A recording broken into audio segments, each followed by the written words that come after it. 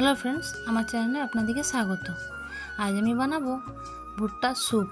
দেখুন, সব কেটে নিয়েছি, ধনেপাতা কেটে নিয়েছি, বাটার দিয়ে দিলাম, রসুন দিলাম, পেঁয়াজটা দিলাম,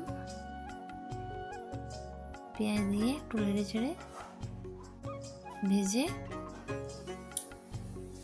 বরবটি দিয়ে ভেজে একটু নুন দিয়ে দিলাম।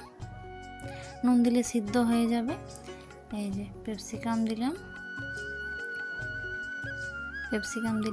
টমেটো দিলাম, টমেটো দিয়ে নেড়ে এই যে দেখুন ভুট্টা সিদ্ধ হয়ে গেছে।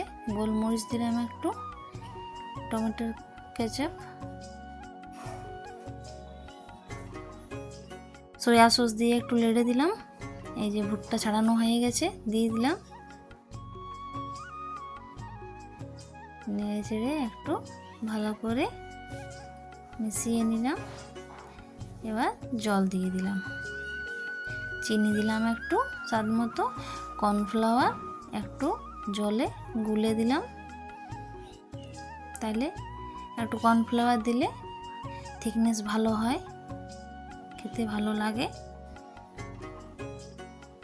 এই যে উপর থেকে একটু বাটার দিলাম, ধনেপাতা ছড়িয়ে দিলাম। এই যে হয়ে গেল ভুট্টা ভেজিটেবল স্যুপ।